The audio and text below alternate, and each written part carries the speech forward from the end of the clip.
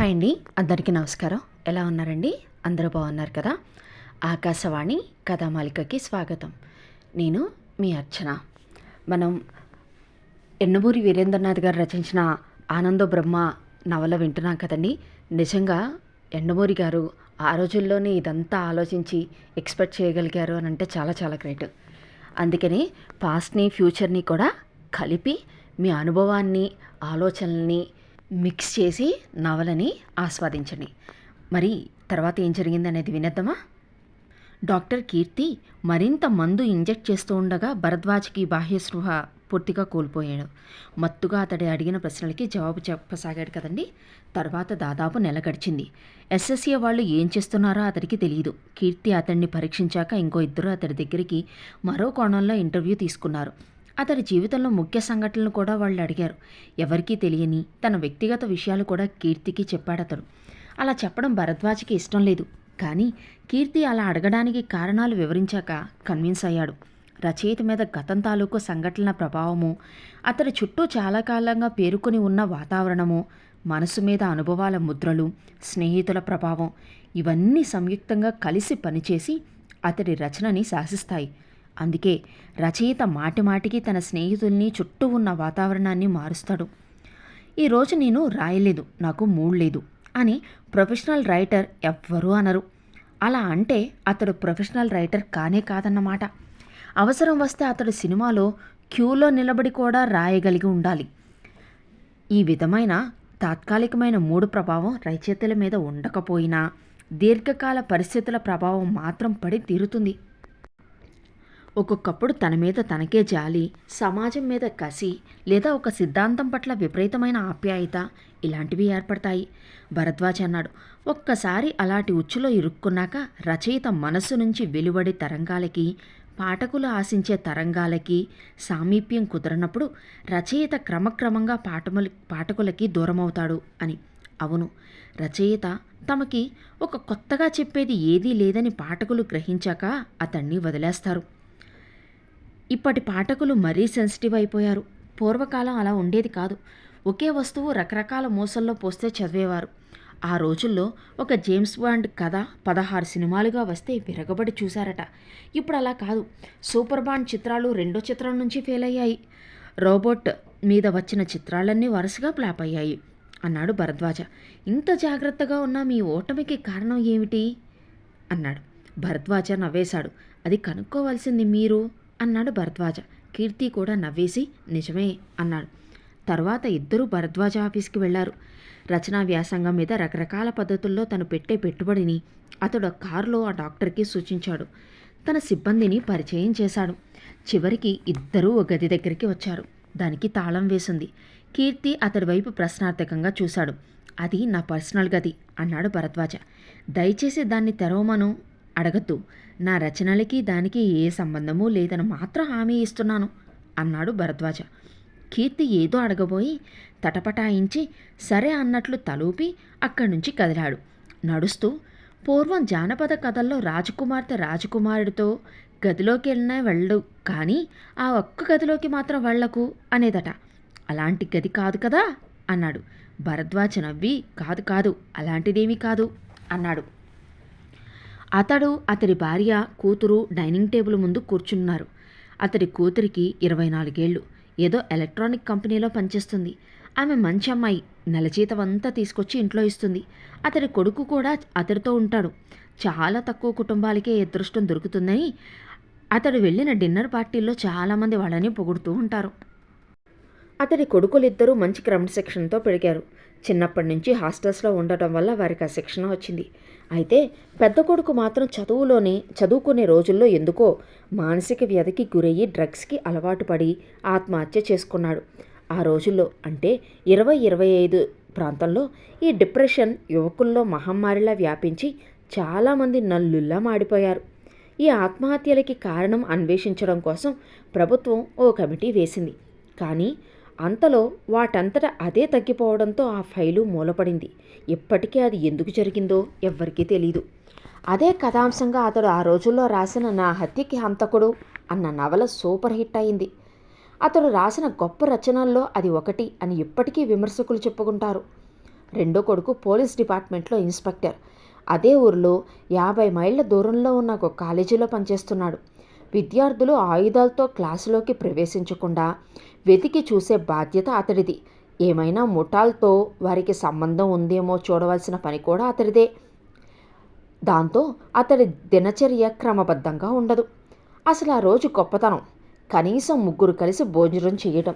అతడి భార్య CVT సంస్థలో పనిచేస్తుంది. దారుణమైన నష్టాల్లో సినీ రంగం మూతపడే స్థితిలో సినిమా, టీవీ, వీడియో యజమానులకు ఒప్పందం కుదిరాక ఒక్కొక్క థియేటర్లో ఒక్కో సినిమా వేసే పద్ధతి పోయి అన్ని సినిమా హాళ్లలోనూ ఒకరోజు ఒకే సినిమా వేసే పద్ధతి వచ్చింది. దీనివల్ల ప్రతి హాల్లోనూ ఒక ప్రొజెక్టర్ పెట్టుకోవాల్సిన అవసరం లేకుండా సర్క్యూట్ వీడియో ద్వారా ఒకరోజు నుంచే అన్ని సినిమా వాళ్లకు చిత్రాల్ని పంపే వీలు కలిగింది.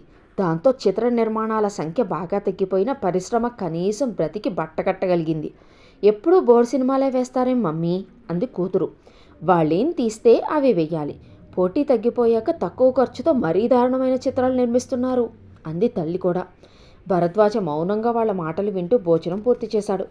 అతడు తన గదిలోకి వస్తూ వెనకే కూతురు కూడా రావడం గమనించాడు. ఆగి ఏమిటన్నట్లు చూశాడు. ఆ అమ్మాయి కొద్దిగా తటపటాయించి నాకు కొద్దిగా డబ్బు కావాలి అంది. ఎందుకు అన్నాడు. అది అబార్షన్కి అంది.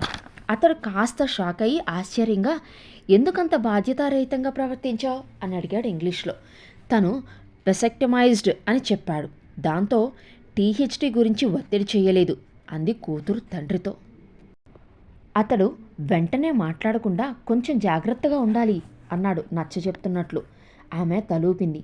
మళ్ళీ అతడే నే చూస్తాలే, నీకు ఆసుపత్రుల గురించి అంతగా తెలీదు అన్నాడు. ఆమె మొహం విప్పారింది. ఎంతైనా చిన్నపిల్ల. థ్యాంక్ యూ డాడీ అని చెప్పి వెళ్ళిపోయింది. ఆ తర్వాత అతడు ఈ వార్త భార్యకి చెప్పాడు. నువ్వు ఓ రోజు సెలవు పెట్టాలి, ఆసుపత్రిలో ఉండాల్సి వస్తుంది కదా అన్నాడు. ఈ వారం వద్దు, వచ్చే వారం పెట్టుకుందాం. ముందు చెప్పకుండా సెలవు అడిగితే ఒప్పుకోరు. అయినా THD గురించి జాగ్రత్త తీసుకోకుండా ఎందుకు చేసిందంట అంది తల్లి కూడా. వాడు ఆపరేటెడ్ అని చెప్పాడంటలే అన్నాడు భరద్వాజ. ఈ కాలంలో ఆపరేషన్లు ఎవరు చేయించుకుంటున్నారు అంది తల్లి. ఇక దాని గురించి తనతో ఏమీ అనకు. అనవసరంగా ఖర్చు పెట్టించానని అది ఇప్పటికే బాధపడుతూ ఉంటుంది అన్నాడు. అంతలో ఫోన్ మోగింది. అట్నుంచి కొడుకు. నాకు కంగ్రాట్స్ చెప్పాలి ఫాదర్ అన్నాడు. ఎందుకు అని అడిగాడు భరద్వాజ్. ముందు చెప్పు అన్నాడు కొడుకు. కంగ్రాట్స్ ఎందుకు? స్టూడెంట్స్లో అండర్ గ్రౌండ్ ఆర్గనైజేషన్ని పట్టుకున్నాను. త్వరలోనే నాకు మెడల్ కూడా ప్రకటించిపోతోంది డిపార్ట్మెంట్ అన్నాడు. నిజంగానా? కంగ్రాచులేషన్స్ మై బాయ్ సంతోషంగా అన్నాడు భరద్వాజ. ఎక్కడి నుండి మాట్లాడుతున్నావు నువ్వు అన్నాడు. ఆసుపత్రి నుంచి ఫాదర్ అన్నాడు. ఎన్కౌంటర్లో కాలికి బుల్లెట్ తగిలింది. ఆహా, నువ్వేమీ కంగారు పడిన అవసరం లేదు. బుల్లెట్ లోపల లేదు, చిన్న బ్యాండేజ్ చేశారు. 4-5 గంటలు రెస్ట్ తీసుకొని వెళ్ళిపోవచ్చునంట. అమ్మకు కూడా చెప్పకు. స్టేషన్లో కాస్త పనుంది, అది చూసుకుని రాత్రికి మామూలుగా ఇంటికి వచ్చేస్తాను. పోతే ఫాదర్ ఇప్పుడే పోలీస్ కమిషనర్ అంటూ ఆగిపోయాడు. ఆ కుర్రవాడు ఇంకా మాట్లాడుతూ ఉండగానే కొడుకు చెప్పిన వార్త తాలూకు షాక్ నుండి అప్పటికి తేరుకున్న భరద్వాజ నువ్వు ఇంకేమీ చెప్పొద్దు, నేను వస్తున్నాను అన్నాడు. నువ్వెలా కంగారు పడతావని నేనే స్వయంగా ఫోన్ చేశాను. ప్రమాదమేమీ లేదు, ఇంకో 2 గంటల్లో ఇక్కడి నుంచి బయలుదేరిపోతాను కూడా అన్నాడు. నేను ఇప్పుడు నిన్ను చూడ్డానికి వస్తున్నది నీకు ప్రమాదం జరిగిందని కాదు, ఈ వంకనన్నా నీతో 1-2 గంటలు గడపవచ్చునని. యునో మై బాయ్, మనిద్దరం ఒకరినొకరు చూసుకొని 15 రోజులు పైగా అయింది అని ఫోన్ పెట్టేసి బయలుదేరాడు. అతడు వెళ్ళేసరికి ఆసుపత్రి బెడ్ మీద ఉన్నాడు కొడుకు. అతడు చెప్పినట్లే గాయం పెద్దది కాదు. కుర్చీ లాక్కొని సరిగ్గా కూర్చుంటూ కొడుకు వైపు పరీక్షగా చూశాడు భరద్వాజ. తన రచనా వ్యాసంగానికి అతడు పూర్తిగా ఆఫీసునే వినియోగించడం మొదలుపెట్టాక రాత్రిళ్ళు అక్కడే ఆలస్యం అవుతుంది. పొద్దున్న పూట అతడు లేచేసరికి కొడుకు బయలుదేరి వెళ్ళిపోతాడు. వర్తమాన ప్రపంచంలో ఒకరినికొకరు చూసుకొని కుటుంబ సభ్యులు, చాలా దగ్గర వాళ్ళు చాలామంది ఉన్నారు. అతడు ఒక విధంగా అదృష్టవంతుడు. కనీసం కొడుకు అతడితో కలిసి ఉంటున్నాడు. అసలు ఎలా జరిగింది అని అడిగాడు భరద్వాజ. కొడుకు ఏదో చెప్పబోతూ ఉంటే బయట అలికిడి వినిపించింది. బోట్ల చప్పుడు. కమిషనర్ ఆఫ్ పోలీస్ హడావిడిగా లోపలికి వచ్చాడు. 6 అడుగుల ఎత్తు, గుబురు మీసాలు, అచ్చు పోలీస్ ఆఫీసర్లానే ఉన్నాడు. డిపార్ట్మెంటు తాలూకు అత్యంత ఉన్నత స్థాయి అధికారి తనని చూడడానికి స్వయంగా రావడం వల్ల కలిగే సంతోషంతో కొడుకు మొహం వెలిగిపోవడాన్ని భరద్వాజ గుర్తించాడు. బాగా పట్టుకున్నావోయ్ వాళ్ళని, కంగ్రాట్స్ అన్నాడు. థ్యాంక్ యూ సార్ అన్నాడు భరద్వాజ్ కొడుకు. పక్క మీద నుండి లేవబోతున్న అతన్ని కూర్చో కూర్చో అంటూ వారించాడు కమిషనర్. మా ఫాదర్ అని పరిచయం చేశాడు కొడుకు. కమిషనర్ చాలా క్యాజువల్గా భరద్వాజ్ వైపు తిరిగాడు. ఇద్దరూ కరచాలనం చేసుకున్నారు. అసలేం జరిగింది? భరద్వాజ్ అడిగాడు. మామూలుగానే స్టూడెంట్స్ని ఒక్కొక్కరిని పరీక్షించి లోపలికి పంపుతున్నాను. ఒకటి జేబులో డ్రగ్ దొరికింది. అయినా చూడనట్లు లోపలికి పంపి సాయంత్రం కాలేజీ వదిలాక అతన్ని వెంబడించాను. పెద్దగా అనుభవం లేకపోవడంతో సులభంగా వివరాలు ఇచ్చేశాడు. ఒకరిద్దరిని షూట్ చేసేసరికి మిగతా వాళ్ళు లొంగిపోయారు అన్నాడు. మార్వలెస్ అన్నాడు కమిషనర్. అతడు చాలా అల్ప సంతోషంలా కనిపించాడు భరద్వాజకి. పోలీస్ డిపార్ట్మెంట్లో అలా ఎప్పుడూ నవ్వుతూ సంతోషంగా ఉండేవాళ్ళు కనిపించడం చాలా అరుదు. వాళ్ళు నీ మీదేమీ కసిపెట్టుకోరుగా అని అడిగాడు కొడుకుని భరద్వాజ. వాళ్ళ అంటూ బిగ్గరగా నవ్వాడు కమిషనర్. కేవలం పులివన్న మేకలు. జేబులో కత్తులు పిస్తోళ్ళు ఉంటాయి కానీ కాస్త గొడవైతే పరిగెడతారు అన్నాడు. చదువుకునే స్టూడెంట్కి అసలు ఈ కత్తులు కటార్లు ఎందుకు? భరద్వాజ స్వాగతంగా అన్నాడు. దానికోసం ప్రతి కాలేజీ దగ్గర ఒక ఇన్స్పెక్టర్ ఉండడం, ఎలక్ట్రానిక్ కంప్యూటర్తో ప్రతి వాడిని పరీక్షించడం. మనం చాలా సిగ్గుపడాలి అన్నాడు. కాలేజీలన్నింటినీ ఊరి చివర దూరంగా పెట్టేసి కుర్రాళ్ళని హాస్టల్స్లో ఉంచడం కంపల్సరీ చేసి స్టూడెంట్స్కి మిగతా ప్రపంచానికి లింకు తెగ్గొట్టేస్తే కానీ లాభం లేదు అనుకున్నాడు. కమిషనర్ కల్పించుకొని అప్పటి ప్రెసిడెంట్ వరుణ్ గాంధీ సూచించినట్లు 16/7 నుండి 18/7 వరకు మిలిటరీలో పనిచేయడం ప్రతి ఒక్కరికి తప్పనిసరి చేసినా బాగుండేది. మిలిటరీ జీవితం మనిషిని రాటుదేల్చి ఎన్నో భ్రాంతుల్ని పోగొడుతుంది. ఈ ఫ్యాషన్లు, సూడో రౌడియో చేష్టలు, ప్రాంతీయతత్వం ఇవన్నీ పోయి విశాల దృక్పథం అలవాటవుతుంది. నిజమైన కష్టం అంటే ఏంటో తెలియకపోవడం చేత విద్యార్థులు ఇలా తయారవుతున్నారనేది నా ఉద్దేశం అన్నాడు ఆవేశంగా. అంతలో కొడుకు అతడి వైపు తిరిగి అన్నట్లు, ఫాదర్, ఇదంతా తీసుకుని నువ్వు ఒక రచన ఎందుకు చేయకూడదు అన్నాడు. భరద్వాజ ఏదో సమాధానం చెప్పబోయే అంతట్లో, మీరు రచయిత అని అడిగాడు కమిషనర్. అవును సార్, నాన్న పేరు మీరు వినే ఉంటారు, భరద్వాజ అన్నాడు కొడుకు.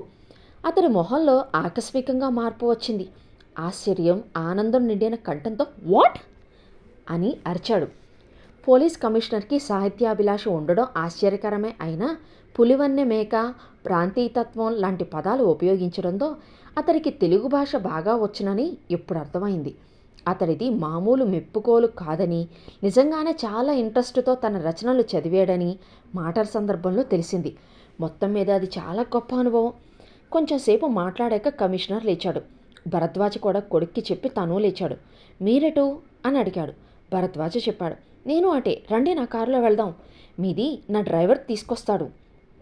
భరద్వాజ ఆశ్చర్యపోయినా పైకి ప్రకటించకుండా తలూపాడు. ఇద్దరూ కారులో బయలుదేరారు.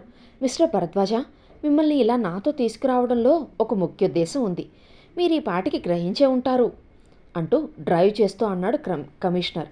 అతడు మాట్లాడలేదు. మీకు నేను విషయం చెప్తాను, మీరు దాన్ని రహస్యంగా ఉంచాలి అన్నాడు. భరద్వాజ విస్మయంగా అతడి వైపు చూసి తప్పకుండా అన్నాడు. ప్రామిస్ అన్నాడు కమిషనర్. అంత ప్రామిస్ తీసుకుని మరీ చెప్పే విషయం ఏమిటా అనుకుంటూ భరద్వాజ తలూపాడు. కమిషనర్ కొంచెంసేపు నిశ్శబ్దంగా ఊరుకొని నెమ్మదిగా అన్నాడు. ఫ్రాన్స్కి రష్యాకి మధ్య చర్చలు జరుగుతున్నట్టు మీకు తెలుసు కదా? పొద్దున్నే వార్తల్లో చూశాను, ఫెయిల్ అయ్యాయట కదా అన్నాడు భరద్వాజ్ వెంటనే. అవును, అవి ఒక కొలిక్కి రావడం లేదు. దానికి కారణం మన దేశమే, ముఖ్యంగా శ్రీలంక విషయంలో అన్నాడు కమిషనర్. భరద్వాజ్ మాట్లాడలేదు. భారతదేశపు సంయుక్త రాష్ట్రాలన్నిటికీ యురేనియం సరఫరా చేసే ఫ్యాక్టరీ ఎక్కడ పెట్టాలా అని 25 ఏళ్ల క్రితం, అంటే 2010లో చర్చ వచ్చినప్పుడు మన రాష్ట్రంలోనే దాన్ని స్థాపించాలి అనుకున్నారు అన్నాడు కమిషనర్. అవును, దేశం నడిబొడ్డులో ఉంటుంది, సముద్రానికి దూరంగా, శత్రుభయం లేకుండా ఉంటుంది కాబట్టి అని అతడు ఆగాడు. కమిషనర్ ఇదంతా ఎందుకు చెప్తున్నాడో అర్థం కాలేదు. రష్యా, ఫ్రాన్స్ల మధ్య చర్చలకి భారతదేశపు అత్యంత ప్రతిష్టాత్మకరమైన యురేనియం ఫ్యాక్టరీకి సంబంధం ఏమిటో అతడికి తెలియలేదు. అతడి మనసులో భావం అర్థం చేసుకున్నట్లుగా కమిషనర్ అన్నాడు. అదే, ఈరోజు మన ఉనికికి ప్రమాదం రాబోతోంది భరద్వాజ. శ్రీలంక విషయంలో మన దేశపు పట్టుదలను కొద్దిగా సడలించడం కోసం ఫ్రాన్స్ మన దేశాన్ని కాస్త బెదిరించదలుచుకుంది. దానికి రంగస్థలంగా దేశపు నడిబొడ్డు అయిన మన రాష్ట్రాన్ని ఎన్నుకుంది. మన యురేనియం ఫ్యాక్టరీ మీద రేపే న్యూక్లియర్ బాంబు ప్రయోగించబోతోంది. వెళ్ళిపోండి భరద్వాజ, ఎంత దూరం వెళ్ళగలిగితే అంత దూరం వెళ్ళిపోండి అన్నాడు కమిషనర్. వెన్ను ఒక్కసారిగా జలధరించి భరద్వాజ నిటారుగా అయ్యాడు. చప్పున తలెత్తి కమిషనర్ వైపు చూశాడు. ఎయిర్ కండిషన్డ్ కారులో కూడా అతడికి నుదుటి మీద నుండి చెమట పాయలా కారుతోంది. ఇదంతా నిజమేనా అని అడిగాడు తడారిన గొంతుతో. రష్యా ఫ్రాన్స్ చర్చలు భారత కాలమానం ప్రకారం ఈ రాత్రి 2-3 గంటలకి మధ్య ముగుస్తాయి. ఫ్రాన్స్ విమానాలు ఆ తర్వాత 1 గంటలో బయలుదేరతాయి. రేపొద్దున్న ఉషోదయాన్ని చూడడానికి రాష్ట్రంలో ఎవ్వరూ మిగలరు. ఇంత మరణహోమం జరగబోతుంటే ఏమీ పట్టనట్లు అందరూ ఇలానే ఉన్నారేంటి అన్నాడు. ఎవరికీ తెలియదు భరద్వాజ. కేవలం పై స్థాయిలో ఉన్న కొద్దిమంది ప్రముఖులకు తెలుసు. వాళ్ళెవ్వరూ ప్రస్తుతం రాష్ట్రంలో లేరు అన్నాడు కమిషనర్. భరద్వాజ కళ్ళ ముందు ఏదో మెరిసినట్లు అయ్యింది. అవును, రాష్ట్ర వైస్ ప్రెసిడెంట్, సెనేట్ మెంబర్స్ అందరూ ఏదో ఒక పనులు కల్పించుకొని ఎక్కడెక్కడో ఉన్నారు. చాలా రహస్యంగా. చాప కింద నీరులా ఈ వార్త నెమ్మదిగా పాకుతుందన్నమాట. మరి అందరికీ చెప్పి అంటూ ఏదో అనబోయి మధ్యలో ఆగిపోయాడు. తన ప్రశ్న తనకే అసంబద్ధంగా అనిపించింది. ఈ వార్త అందరికీ తెలిస్తే రైళ్లు, విమానాలు, కార్లు అంతా అల్లకల్లోలం అయిపోతుంది. ఇంత గొడవ జరిగాక ఫ్రాన్స్ తన లక్ష్యాన్ని కాస్త పక్కకి మార్చుకోవచ్చు కదా. అందుకే తెలిసిన వాళ్ళు తెలిసినట్లు ఇక్కడి నుంచి నిశ్శబ్దంగా తప్పుకోవడం మంచిది. వాళ్ళ బాంబింగ్ చేయవచ్చు, చేయకపోవచ్చు. కానీ ఈ వార్త మీరు మాత్రం ఎక్కడా అనకండి. ఎంత దగ్గర వాళ్ళకి చెప్పకండి. కేవలం మీరు, మీ కుటుంబం కారు వేసుకొని వెళ్ళిపోండి. ఈ ప్రామిస్ మీరు నాకు చేశారు అన్నాడు కమిషనర్. అవును అన్నాడు భరద్వాజ. అతని మనసెక్కడో ఉంది. తనతో పాటు ఏం తీసుకెళ్ళొచ్చు? తన కుటుంబం నలుగురు కాక. ఫ్రాన్స్ బహుశా 5 మెగాటన్ బాంబు వేస్తుందని అనుకుంటున్నారు. అంతకన్నా తక్కువే ఉపయోగించవచ్చు కూడా. మనం ఎక్కువ ప్రమాదాన్నే శంకిస్తే మంచిది. వార్తల్లో చర్చలు ఫలించినట్లు రేడియోలో రాకపోతే వెంటనే బయలుదేరాలి. గంటకి 300 కిలోమీటర్లు వేసుకున్నా తెల్లారేసేకే 1000 కిలోమీటర్లు వెళ్ళిపోవచ్చు. అది చాలనుకుంటున్నాను అన్నాడు. మీరెటువైపు వెళ్తున్నారు అన్నాడు. ఉత్తరం వైపు. థ్యాంక్ యూ నాకు ఈ విషయం చెప్పినందుకు. తన కారులో అతడు ఆఫీస్ బయలుదేరాడు. అసలు కమిషనర్ చెప్పిన వార్త ఒక పెద్ద బాంబులా ఉంది. అది వినగానే మనసంతా స్తబ్దంగా అయిపోయింది. ఇప్పుడిప్పుడే తేరుకుని ఆలోచించడం మొదలుపెట్టాడు. అదృష్టవశాత్తు అతడికి స్థిరాస్తులేమీ లేవు. అలా ఉన్నవాళ్ళు బాధ అర్థం చేసుకోగలడు. న్యూక్లియర్ బాంబు పేలితే ఏం జరుగుతుందో అతడికి తెలుసు. 3వ ప్రపంచ యుద్ధం కాలం నాటి అతడు చాలా చిన్నవాడు. అయినా ఆ జ్ఞాపకాలన్నీ అతడి మనసులో సజీవ స్మృతులుగా చిత్రింపబడి ఉన్నాయి. అతడికే కాదు, ఆ తరానికంతా అదే మర్చిపోలేని పీడకల. చికాగో నగరం మీద ప్రయోగింపబడింది 20 మెగాటన్నుల బాంబు. ఒక వేసవకాలపు ఉదయం వీధులన్నీ కార్లతోనూ మిగతా వాహనాలతోనూ కిక్కిరుస్తున్నాయి. ఫుట్పాత్ల మీద జనం హడావిడిగా నడిచి వెళ్తున్నారు. జరగబోయే ప్రమాదం ఎవరికీ తెలిసినట్టు లేదు. సరిగ్గా 11:27 యాడమ్స్ ప్రాంతంలో లాసెల్లీ దగ్గర భూమికి దగ్గరగా 20 అడుగుల ఎత్తులో ఆ న్యూక్లియర్ బాంబ్ విస్ఫోటనం చెందింది. నిమిషంలో 1,00,000 వంతు కాలంలో అక్కడి టెంపరేచర్ 150 మిలియన్ డిగ్రీల ఫారెన్హీట్కి పెరిగిపోయింది. అంటే సూర్యుడి నడిపొట్టున ఉండే ఉష్ణోగ్రతకి ఇది 4 రెట్లు ఎక్కువ అన్నమాట. అది పేలిన 2 సెకన్లకి ఆ పేలుడు తాలూకు చప్పుడుతో ఆ ప్రదేశం దద్దరిల్లింది. కానీ దాన్ని వినడానికి అక్కడ ఎవ్వరూ లేరు. అంతకుముందే చచ్చిపోయారు. హిరోషిమా మీద 1945లో వేసిన బాంబు కంటే ఈ బాంబు 1500 రెట్లు పెద్దది. అది పడిన చోట మైలు వెడల్పు 600 అడుగుల లోతు ఉన్న గొయ్యి ఏర్పడింది. పేలిన బాంబు భూమి మీదకి జారుతున్నప్పుడు ఒక మండుతున్న అగ్నిగోళం దిగుతున్నట్లు అనిపించింది. అక్కడికి 100 మైళ్ళ దూరంలో వెళ్తున్న విమానంలోని సిబ్బంది ఆ వెలుతురుని చూసి ఆ ఫ్లాష్ భరించలేక ముందు అందులైపోయారు. తర్వాత 2 క్షణాలకి చచ్చిపోయారు. అందరికన్నా అదృష్టవంతులు చికాగో నగరవాసులు. ఏం జరిగిందో తెలియకుండానే, కనీసం ధ్వని కూడా వినిపించకముందే బూడిద కూడా మిగలకుండా నిష్క్రమించారు. వాడితో పాటే రెప్పపాటు కన్నా తక్కువ కాలంలో ఆ నగరంలోని ఆకాశాన్నంటే భవనాలు, రోడ్లు, వంతెనలు, ఇనుము, ఉక్కు, వేల టన్నుల కొద్దీ మట్టి అంతా అక్కడికక్కడే క్షణంలో ఆవిరైపోయినాయి. కనీసం గుర్తు కూడా మిగల్లేదు. మొత్తం మరణాల సంఖ్య 160 మిలియన్లు ఉంటుందని అంచనా. అది అమెరికా జనాభాలో 3వ వంతు. సమయానికి యుఎస్ఓ కలగచేసుకోకపోతే భూమి మీద మానవ జాతి అంతరించుండేది. యుద్ధం ముగిసిన 30 సంవత్సరాలకే అతడు ఆ వస్తువు కథాంశంగా 3వసారి మంటలు అన్న నవల రాశాడు. అది ఇంగ్లీష్లోకి అనువదింపబడి 1 మిలియన్ కాపీలకు పైగా అమ్ముడుపోయింది. కానీ దురదృష్టవశాత్తు అనువాదకుడితో అగ్రిమెంట్లో ఏదో లోపం ఉండడం వల్ల రావాల్సిన రాయల్టీ రాలేదు. అది వేరే సంగతి. ఇప్పుడు 4వసారి మంటలు అన్న నవల రాయడానికి తనుంటాడా? అంత టెన్షన్లోనూ అతడికి నవ్వొచ్చింది. టైం చూసుకున్నాడు. 2 దాటింది. ఇంకా కొద్ది గంటల టైం ఉంది. సెక్యూరిటీలని డబ్బుగా మార్చుకోవాలి. తాము మొత్తం 4 మనుషులు కాక తీసుకువెళ్ళవలసిన వస్తువులన్నింటినీ సర్దుకోవాలి. అతడికి పెద్ద టెన్షన్గా ఏమీ లేదు. అర్ధరాత్రి పూట కారు ఆపి యాసిడ్ సీసా మొహం మీద పోస్తామని బెదిరించి డబ్బు గుంజేవాళ్ళు, సర్వసాధారణమైపోయిన హైజాకింగ్లు, వీటితో అనుక్షణం ప్రాణభయమే. ఈ విధంగా వలస వెళ్ళడం కూడా కొత్త ఏమీ కాదు. వేరే భాష మాట్లాడేవాళ్ళు తమ రాష్ట్రంలో ఉండకూడదని ఆందోళన లేవగానే రాష్ట్రం నుండి సొంత రాష్ట్రం వలస, విదేశీయుల్ని తరిమి కొట్టాలన్న ఉద్యమం బయలుదేరగానే దేశం నుంచి సొంత దేశానికి వలస, క్షణాల మీద పరిస్థితుల్లో మార్పులు, ఇలాంటి ఇన్సెక్యూరిటీలన్నింటినీ జీవితం అలవాటై పడిపోయింది. అందుకే స్థిరాస్తుల్ని ఎవరూ పెద్దగా నిల్వ చేసుకోరు. వాటి ధర ఇటీవల కాలంలో పడిపోవడానికి కారణం అదే. ఇప్పుడు అదే మంచి జరిగింది. అతడికి స్థిరాస్తులు ఏమీ లేవు. అతడు ఇంటికి వచ్చి భార్యకి కొడుక్కి ఫోన్లు చేశాడు. విషయం ఏమిటో వివరించలేదు కానీ వాళ్ళు 6ంటికి వచ్చేట్లు ఏర్పాటు చేశాడు. కూతురు ఇంట్లోనే ఉంది. తండ్రి మొహంలో కనబడుతున్న అనూహ్యమైన అలజడిని కూతురు గుర్తించి ఏమిటి నాన్న అని అడగబోతుంటే ఫోన్ మోగింది. అతడు రిసీవర్ ఎత్తి హలో అన్నాడు. మిస్టర్ భరద్వాజ అన్నాడు. మాట్లాడుతున్నాను. మేము హోమ్ ఫర్ ది ఏజ్ అంటే ముసలివాళ్ల గృహం నుంచి మాట్లాడుతున్నాం. మీ తండ్రి గారు రామానంద నెంబరు 64392 అరగంట క్రితం మరణించారు చెప్పాడు. భరద్వాజ స్థాణువయ్యాడు. తండ్రి మరణం షాక్లా తగిలింది. అందులోనూ ఈ సమయంలో మరణించడం. అతడి తండ్రికి అంతగా పరిచయం లేదు. చిన్నప్పుడే అతడు మిగతా పిల్లల్లాగా బేబీ సిట్టింగ్ స్థితి నుండి కేజీలోకి వచ్చాక హాస్టల్లో చేర్పించబడ్డాడు. కేవలం సెలవుల్లో మాత్రమే ఇంటికి వచ్చేవాడు.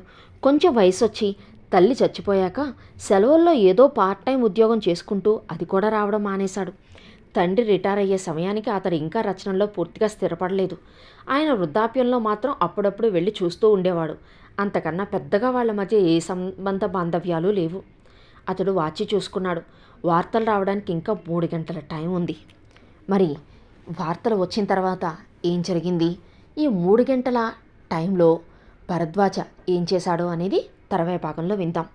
నిజంగా అప్పటి పరిస్థితుల్ని ఈ రకంగా ఆలోచించి ఎస్టిమేట్ వేసి ఎక్స్పెక్ట్ చేసి రాయడం అనేది చాలా అంటే చాలా ఎక్సైటింగ్గా ఉంది కదండి. ఈ కథలో వాళ్ళు చెప్పినట్లుగా ఇప్పుడు మనం ఏమనుభవిస్తున్నామో, ఎలాంటి సిచ్యువేషన్స్ని ఫేస్ చేస్తున్నామో అనేది మీరు ఎవరైనా గుర్తించినట్లయితే నాకు కామెంట్ చేయండి. అంతవరకు ఉంటాను. తర్వాయి భాగం రేపు విందాం.